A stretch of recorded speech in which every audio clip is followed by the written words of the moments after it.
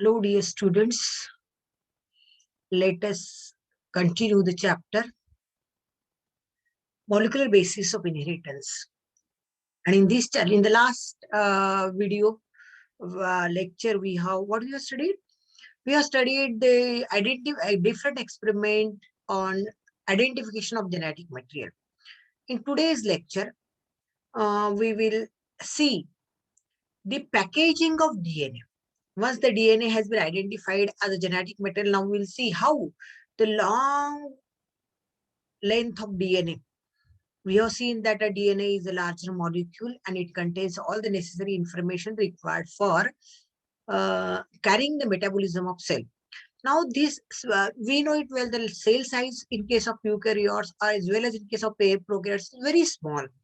फार छोटी सेलची साईज असते, मायक्रोस्कोपिक असतात सेल्स, आपण अंडर मायक्रोस्कोप सेल्स बघतो. तर या छोट्या सेल्स मध्ये असं म्हणतात की मॅमेलियन सेल मध्ये जवळपास 2.2 मीटर लांबीचा डीएनए अकोमोडेट असतो, म्हणजे बसवलेला असतो. मग एवढा लांब लचक लेंथचा डीएनए छोट्या मायक्रोस्कोपिक सेल मध्ये कसा ऍडजस्ट होतो cell. So that will see under this head, that is packaging of DNA. How the DNA, longer length of DNA has been packaged in a very small nucleus. The location of DNA in the cell is a nucleus. कुठे असतात सेलमध्ये DNA, तर ते nucleus मध्ये असतात. तर आता न्यूक्लियसची साईजच फार छोटी असते आणि त्या साईज मध्ये 2 मीटर पेक्षा जास्त लांबीचा डीएनए कसा अकोमोडेट होत असेल. So that is nothing but the packaging of DNA. How it has been packaged in a small size nucleus. So that we'll see in the packaging of DNA. How it is packaged in the nucleus of prokaryotic cell, and how it is packaged in the nucleus of eukaryotic cell. That we'll see in detail. तर हे आपण detail या lecture मध्ये बघणार आहोत. So let us switch to the very first side, DNA package. Now what do you understand by DNA? Deoxyribonucleic acid, that is DNA. Now this DNA is double stranded helically coiled. आपण बघितलंय DNA चं structure की ते double stranded असतं, 2 strand असतात, helically coiled असतं. And this what is the location of DNA in the cell? It is in the nucleus. Now the length of DNA, double helix, in a typical animal cell or mammalian cell is near about 2.2 meters. म्हणजे 2 metre पेक्षा जास्त लांबीचा DNA हा कशामध्ये असतो, तर तो एका अॅनिमल सेल मध्ये असतो. मॅमेलियन सस्तन प्राण्याची एक पेशी घेतली तर त्या पेशीमध्ये जवळपास 2.2 मीटर इतक्या लांबीचा डीएनए न्यूक्लियस मध्ये असतो. तुम्हाला माहिती आहे की जर युकॅरियोटिक सेल म्हटलं की ती त्याच्यामध्ये वेल डेव्हलप्ड न्यूक्लियस असतं आणि त्या वेल डेव्हलप्ड न्यूक्लियसची साईजच असं म्हणतात की 10⁻⁻⁶ मीटर इतकी छोटी साईज त्याची असते. 10⁻⁻⁶. It is a size of nucleus in case of animal cell. आणि त्याच्यामध्ये 2.2 मीटर इतक्या लांबीचा डीएनए अकोमोडेट होतो. तर तो कसा होत असेल? So it must be condensed and coiled. तो अकोमोडेट होण्याकरता त्याचं कंडेन्सेशन झालं पाहिजे, त्याचं कॉइलिंग झालं पाहिजे, सुपर कॉइलिंग झालं पाहिजे. आणि ती लेन आपण बघितली की कुठल्याही कशाला आपण टेलिफोनची वायर तुम्हाला माहिती आहे की ती कॉइल्ड असते आणि मग ती ताणली तर फार दूरपर्यंत आपण तो मायक्रोफोन त्याचा रिसिव्हर दूरपर्यंत घेऊन जाऊ शकतो, हो की नाही. तर तशा पद्धतीने ती कॉइल होते आणि डीएनए जितका जास्त कॉइल होईल तितकी त्याची थिकनेस वाढेल आणि तितका तो कंडेन्स होईल.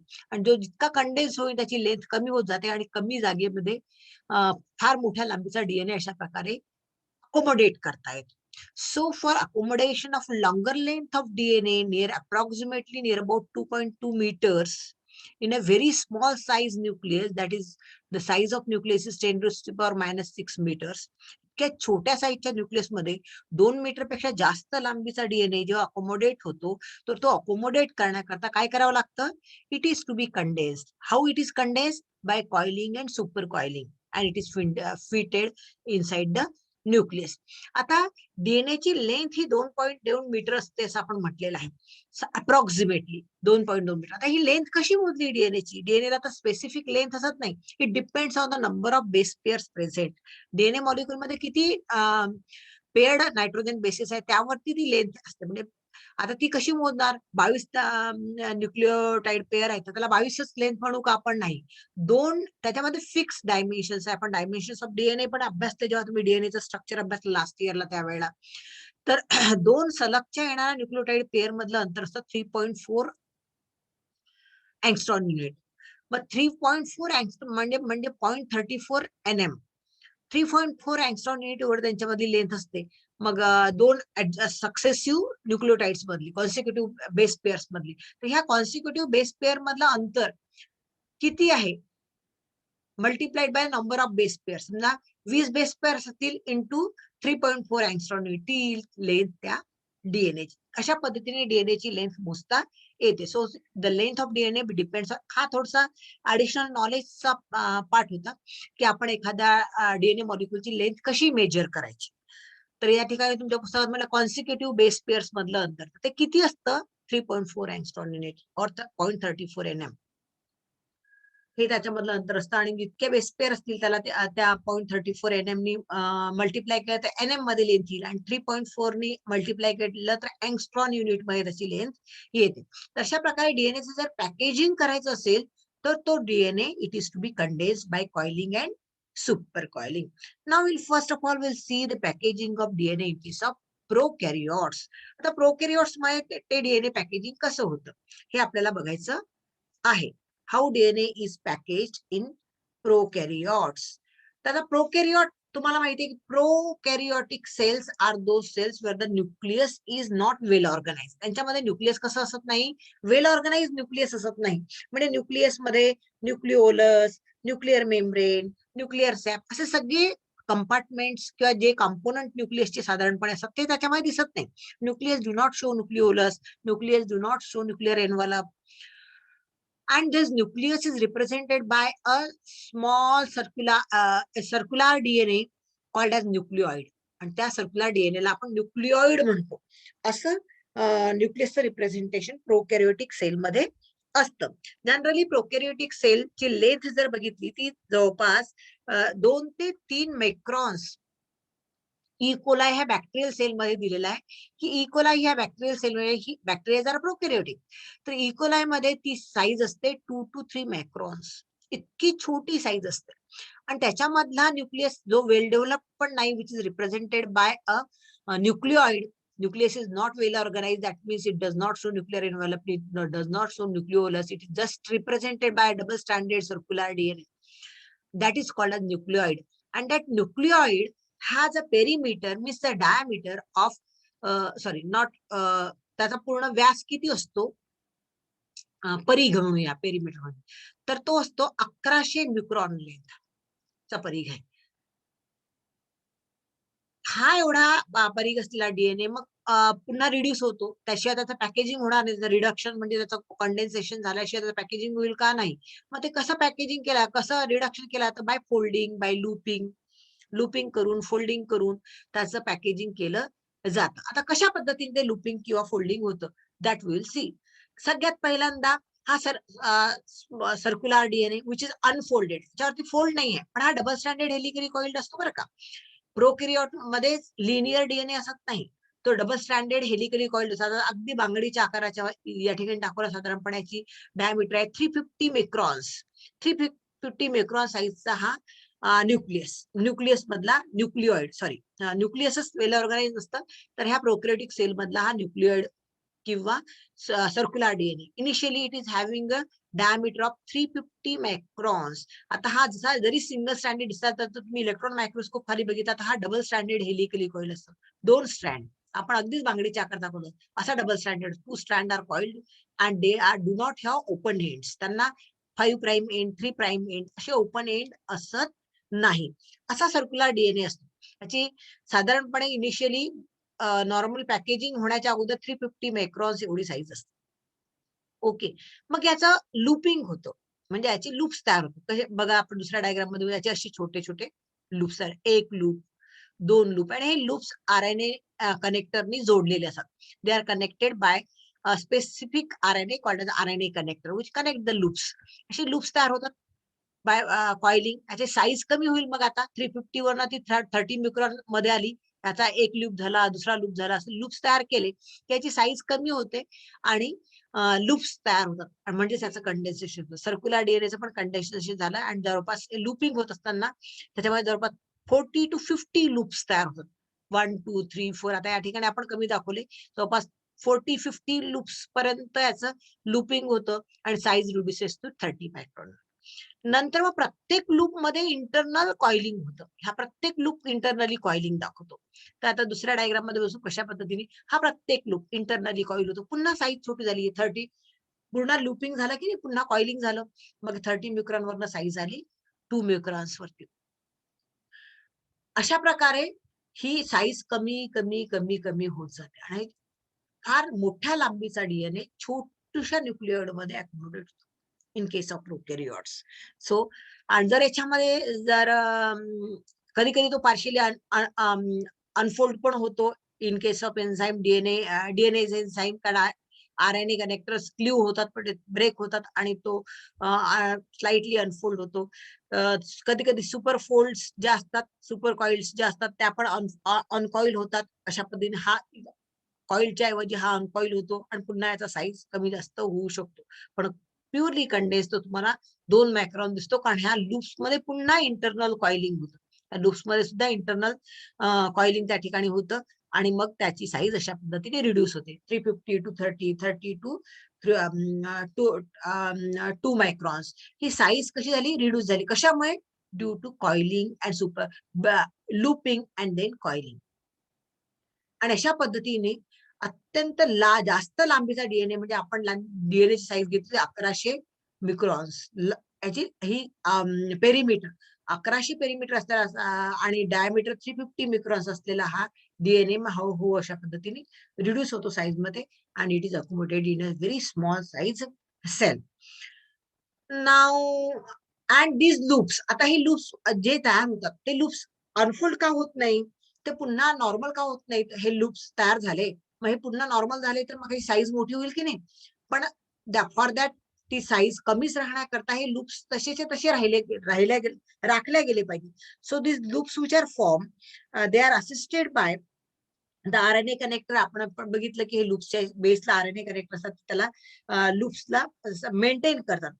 Along with that, the domains are further coiled, super coiled, reducing the size to 2 micron. ह्या पुन्हा super coil झाले, reduce झाली size 2 micron ला. And this coiling is assisted by, that means helped by positively charged histone proteins. आता actually histone proteins are made up of amino acid that you know. मागच्या वर्षी तुम्ही बघितलंय की proteins हे अमिनो ऍसिडचे बनले असतात आणि जे प्रोटीन्स पॉझिटिव्हली चार्ज अमिनो ऍसिड्सचे, बेसिक पॉझिटिव्हली चार्ज अमिनो ऍसिड्सचे बनले असतात, लायसिन, आर्जिनिन सारख्या अमिनो ऍसिड्सचे, त्यांना म्हणतो आपण हिस्टोन प्रोटीन्स. तर हे हिस्टोन प्रोटीन्स नंतर मग enzyme like DNA gyrase, DNA topoisomerase, they help to maintain the super coils. हे जे सुपर कॉइल्स आहे हे मेंटेन करण्याकरता टोपोआयसोमरेज 1, डीएनए गायरेज हे मदत करतात आणि त्याच्यामुळे हे असेच कॉइल्ड कंडिशन मध्ये राहतात आणि साईज रिड्यूस होतो. जो इनिशियली 350 मिक्रॉन्सचा होता तो 2 मायक्रॉन्सला आला आणि ती साईज जशीची तशी राखली जाते सेलच्या आतमध्ये, प्रोकॅरियोटिक सेलच्या आतमध्ये, with the help of the enzymes DNA gyrase and DNA topoisomerase 1. Okay, तर हा एन्झाइम्सचा रोल पण महत्वाचा आहे, जो तुम्ही लक्षात ठेवायचा आहे. त्याच्यानंतर मग आपण खरं बघणार आहे की प्रोकॅरियोट्स मध्ये कसं होतं. युकॅरियोट्स मध्ये डीएनएचं कॉइलिंग लूपिंगनी, नंतर इंटरनल लूप्सच्या कॉइलिंगनी होतंय आपण बघितलं आणि साईज अशा पद्धतीने पुढे पुढे रिड्यूस होत जाते. आणि large size of circular DNA is accommodated in a very small size, reduce to small size and accommodated. आता युकॅरियोट्स मध्ये ते कसं होतं. आता eukaryotic cells are those cells where the nucleus is well organized. Nucleus कसं असतं, वेल organise असतं. म्हणजे न्यूक्लियस मध्ये न्यूक्लिअर एन्व्हलप असतं, न्यूक्लिओलस असतं, न्यूक्लियसच्या आतमध्ये न्यूक्लिअर सॅप असतो. असं वेल डेव्हलप न्यूक्लियस साधारणपणे युकॅरियोटिक सेल मध्ये असतं. आणि हे जे वेल डेव्हलप न्यूक्लियस आहे न्यूक्लियसच्या याच्यामध्ये सेलमध्ये साधारणपणे, तर याच्यामध्ये जे जेनेटिक मटेरियल असतं that is the DNA. So where the DNA is present in the nucleus. न्यूक्लियसच्या आता वेल डेव्हलप न्यूक्लियसच्या आतमध्ये हा डीएनए असतो. So that DNA is present in the form of elongated thin, fine fiber-like chromatin threads. Chromatin थ्रेड्सच्या स्वरूपात हा DNA असतो आणि हे क्रोमॅटिन थ्रेड्स जे आहेत ते बनलेले असतात प्रोटीन्स, हिस्टोन प्रोटीन्स आणि नॉन हिस्टोन प्रोटीन्सचे. दोन प्रकारचे प्रोटीन्सचे, histone protein, non histone proteins यांच्यापासून हे क्रोमॅटिन, नुसते प्रोटीन आहे, डीएनए, हिस्टोन प्रोटीन आणि नॉन हिस्टोन प्रोटीन यांच्यापासून हे क्रोमॅटिन थ्रेड्स बनलेले असतात. मी तुम्हाला काय सांगितलं की युकॅरिओट्स मध्ये डीएनए हा वेल ऑर्गनाइज असतो. वेल ऑर्गनाइज असतो म्हणजेच काय, त्याच्यामध्ये न्यूक्लिअर इन्व्हॉल्व असतं, न्यूक्लिओलस असतं, न्यूक्लिअर सॅप असतं आणि न्यूक्लियसच्या आतमध्ये डीएनए असतो. आता डीएनएचा साईज आपण म्हटलं होता युकॅरिओट्स मध्ये 10⁻⁶ इतक्या छोट्या साईजचा न्यूक्लियस असतो. आता ह्या न्यूक्लियस मध्ये किती मोठा डीएनए अकोमोडेट असतो, तो 2.2 मीटर इतका.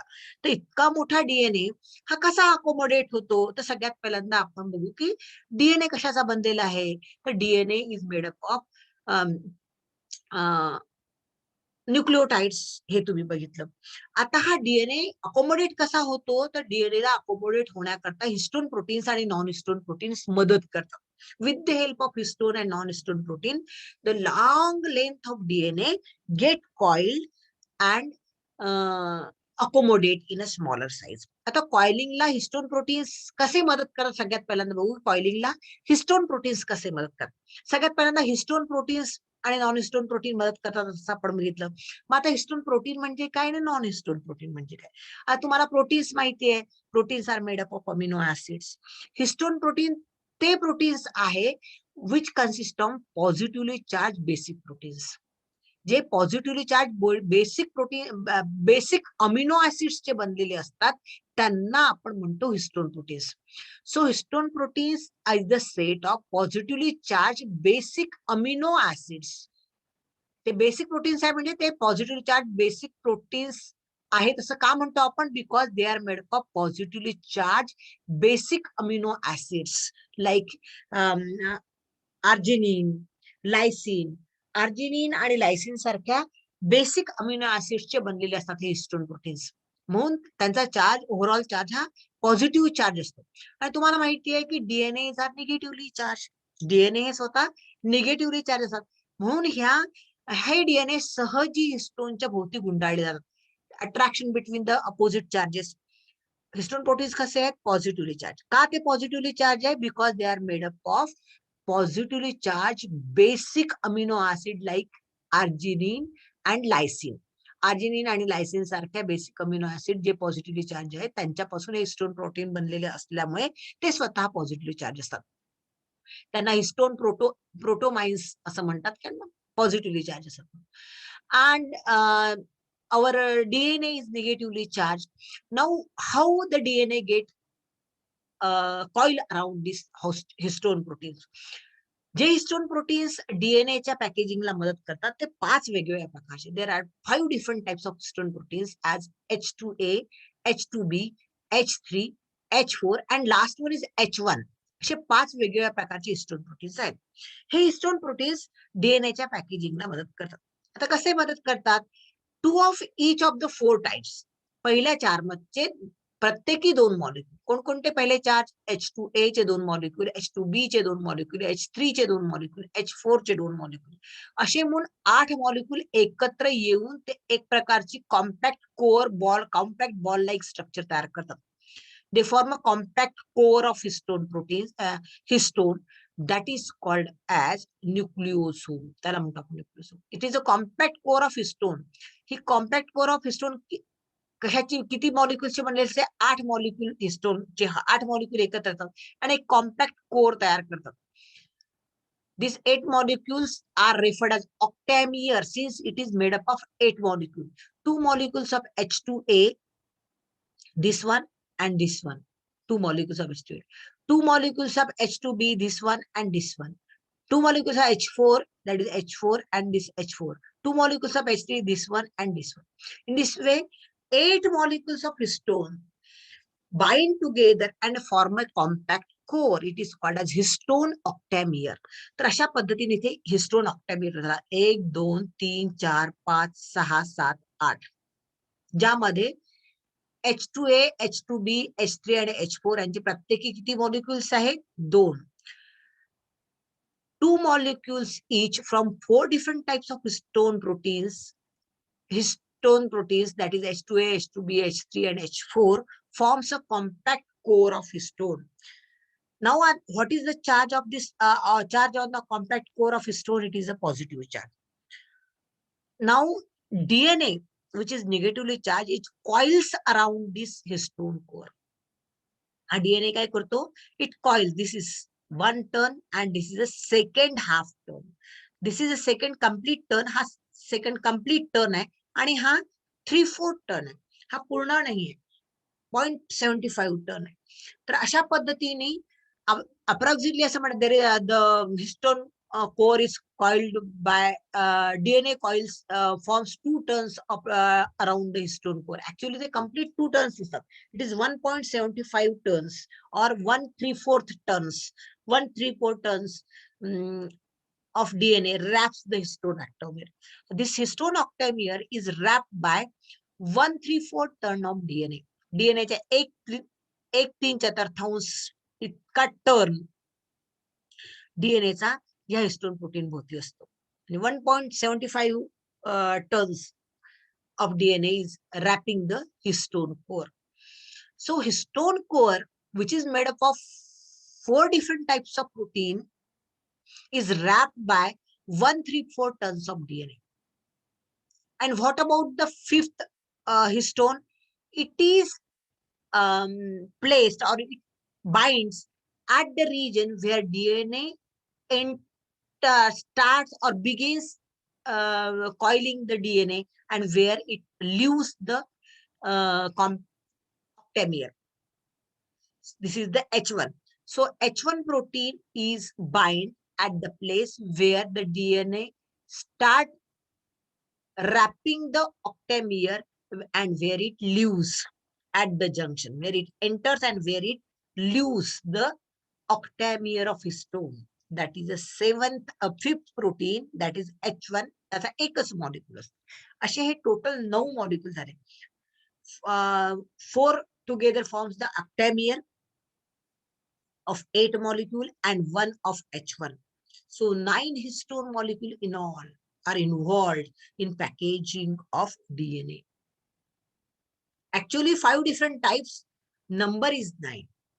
5 different types of histone proteins forms out of these 5 different types, 4 different types of histone using 2 molecules of each type forms the octamer of histone.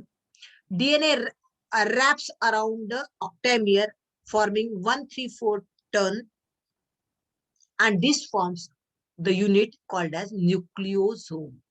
आणि ह्या युनिटला आपण न्यूक्लिओसोम म्हणतो. न्यूक्लिओसोम म्हणजे काय मग? The histone octamer wrapped with 1/3/4 turn of DNA.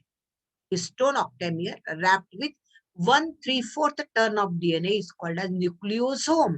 And this nucleosome with extended part of DNA, ज्याला आपण लिंकर DNA असं म्हणतो, is called as nucleosome unit.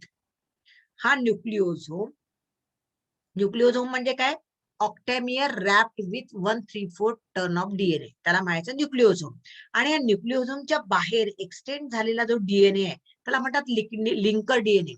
So nucleosome with linker DNA of one side forms the nucleosome unit. आणि असे असंख्य न्यूक्लिओसोम unit एकमेकांना जोडून मी जो म्हटला की न्यूक्लियसच्या आतमध्ये इनिशियली जो क्रोमॅटिन थ्रेड तयार असतो तो क्रोमॅटिन थ्रेड तयार होतो. So chromatin thread is made up of such nucleosome units. आणि ह्या न्यूक्लिओसोम युनिट्स मध्ये जेव्हा 1/3/4 turn of DNA is wrapped, म्हणजे न्यूक्लिओसोम युनिट मध्ये actually 200 base pairs of DNA are used. एका न्यूक्लिओसोम युनिट तयार होत असताना 200 बेस पेअर्स DNAच्या वापरल्या जातात. म्हणजे असं त्या लेनचा DNA जो 200 बेस पेअर लेनचा आहे तेवढा DNA वापरला जातो एका न्यूक्लिओसोम युनिट मध्ये. त्यापैकी 146 बेस पेअर्स लेनचा DNA हा ऑक्टेमेर भोवती गुंडाळलेला असतो. Means it comprises 1/3/4 turn of DNA.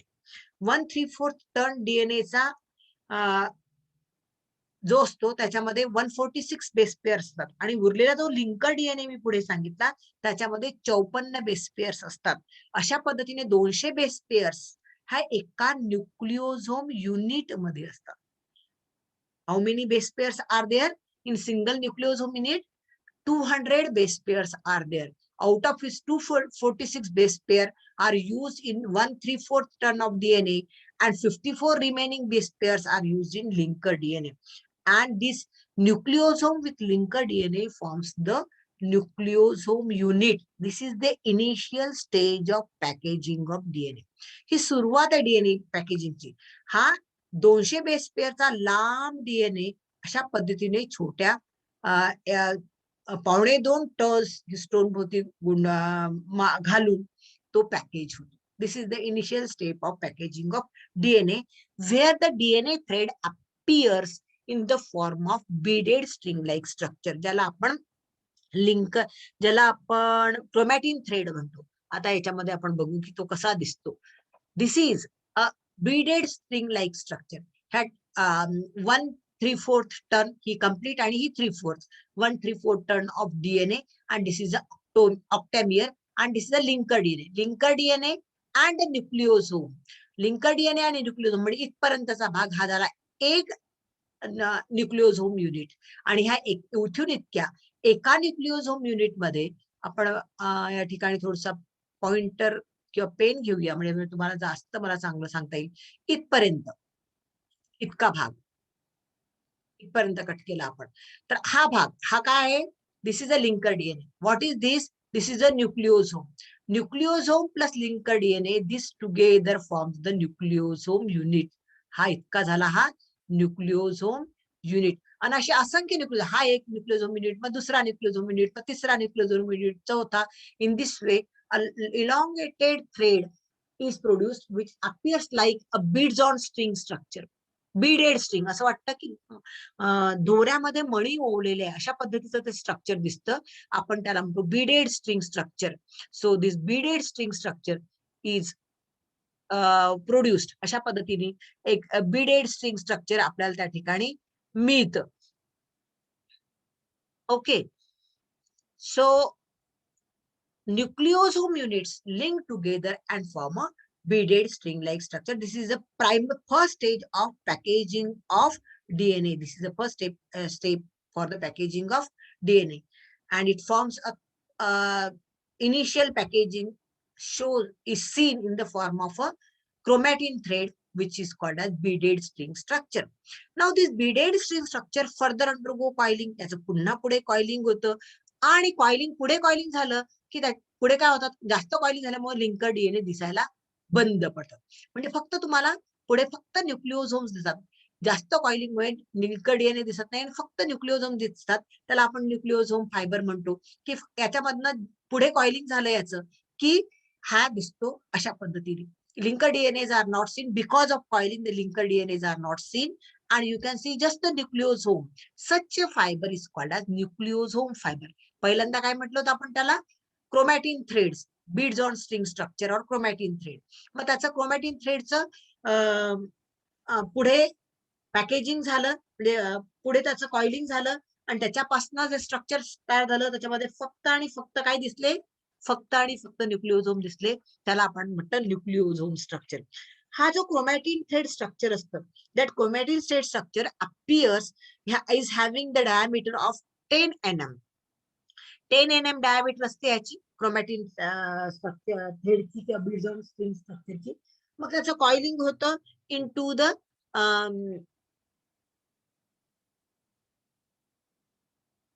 न्यूक्लिओझोम fiber. Nucleosome fiber मध्ये होतं. मग तो जास्त थिकनेस वाढेल, पुन्हा जवळजवळ आले की याची थिकनेस वाढेल. लिंकर डीएनए पण नाहीये आता इथे. मग त्याची थिकनेस आली 100 अँगस्ट्रॉन युनिटला, सॉरी 100 अँगस्ट्रॉन युनिटला. पुढे येस 100 न्यूक्लिओझोम फायबर हा 100 अँगस्ट्रॉन युनिटला जातो या ठिकाणी. हे 100 अँगस्ट्रॉन युनिट आणि 60 अँगस्ट्रॉन म्हटलं 60 to 100 अँगस्ट्रॉन युनिट साधारणपणे याची साईज होते.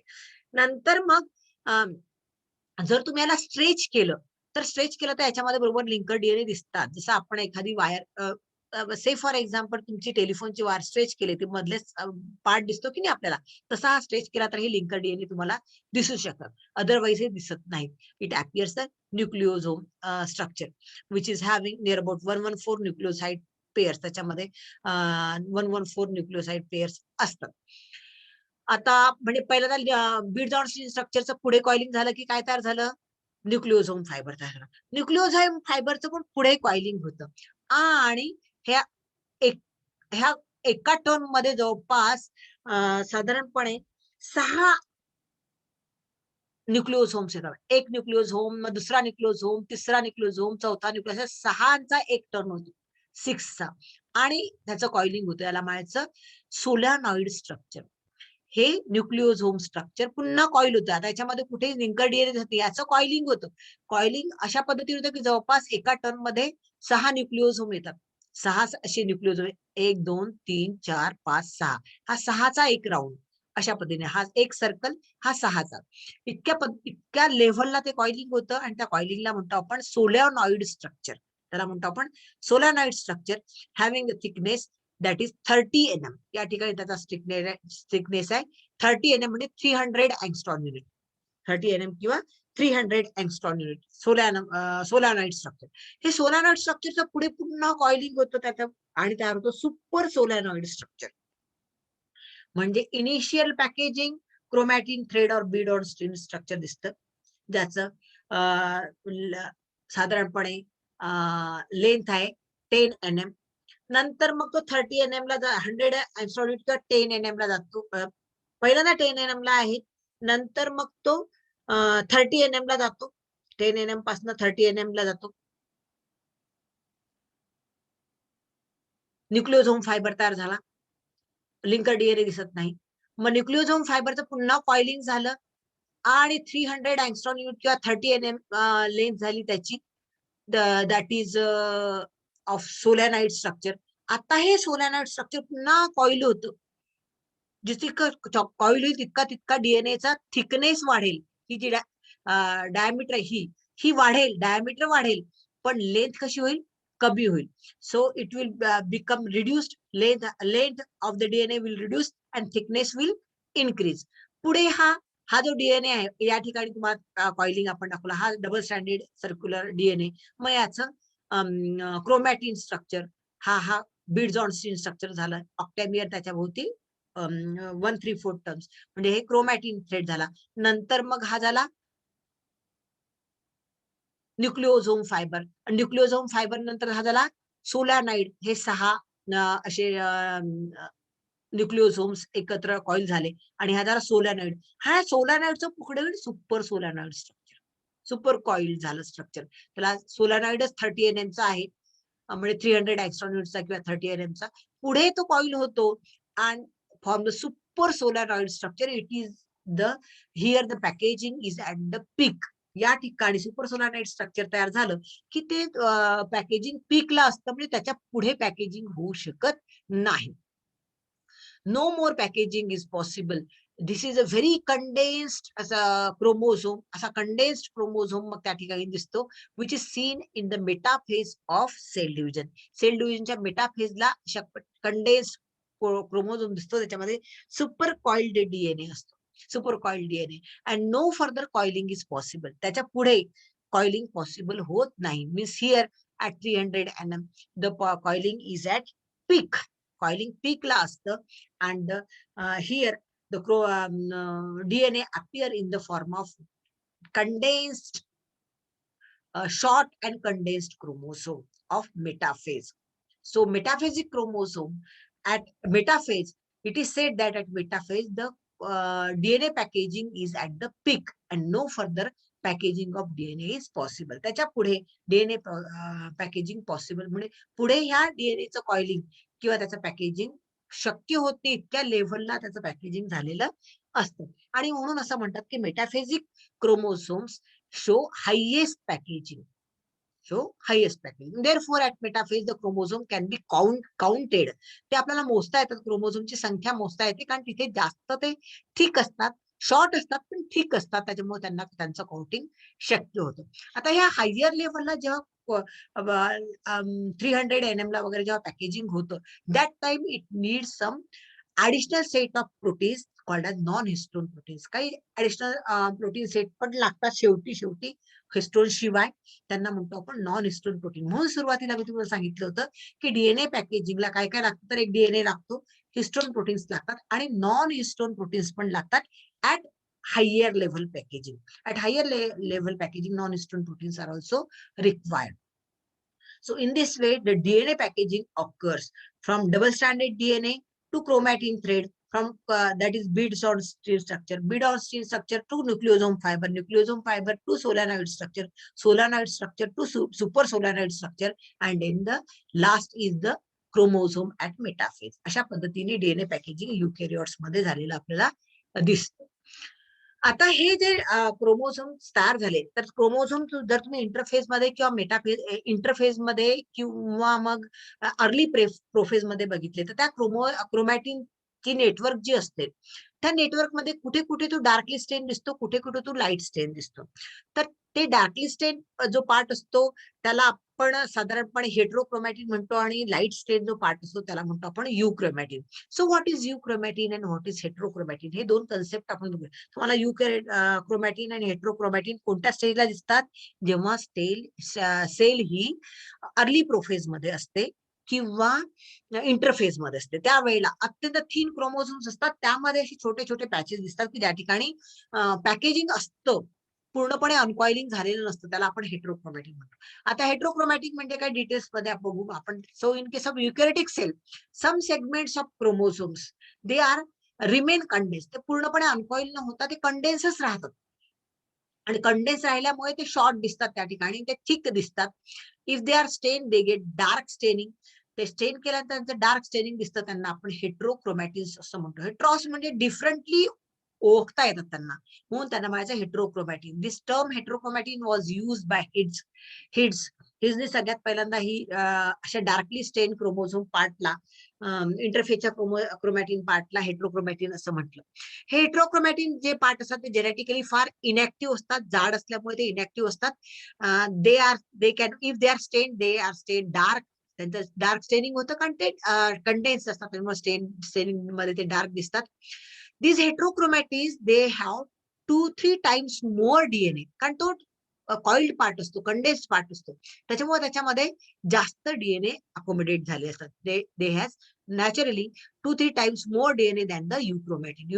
युक्रोमॅटिन हा स्ट्रेट असतो, तो कंडेन्स नसतो, तो कॉइल नसतो, त्याच्यामध्ये डीएनए चा अमाऊंट कमी असतो. पण हेट्रोक्रोमॅटिन मध्ये युक्रोमॅटिनच्या तुलनेमध्ये 2-3 पटीने जास्त डीएनए त्या ठिकाणी असतो. आता युक्रोमॅटिन म्हणजे काय, त्या क्रोमॅटिन नेटवर्क मधला तो पार्ट जो नॉन कंडेन्स असतो, म्हणजे तो पूर्णपणे अनकॉइल झालेला असतो, तो नॉन कंडेन्स्ड पार्ट म्हणजे युक्रोमॅटिन. दिस युक्रोमॅटिन नॉन कंडेन्स असल्यामुळे तो थिक असत नाही, जाड असत नाही, त्याच्यामुळे तो लाईट स्टेन्ड असतो. It is light stained and it is very much active. तो लाईट स्टेन असतो, तो कंडेन्स्ड असत नाही, जाड असत नाही, पण तो ऍक्टिव्ह असतो. It show fast replication, it is transcriptionally active. Transcription म्हणजे कॉपीज तयार करताना डीएनएच्या त्याची ऍक्टिव्हिटी फार फास्ट असते as compared to heterochromatin. Heterochromatin आपण पाहिलंच की तो इनॅक्टिव्ह असतो मोस्टली.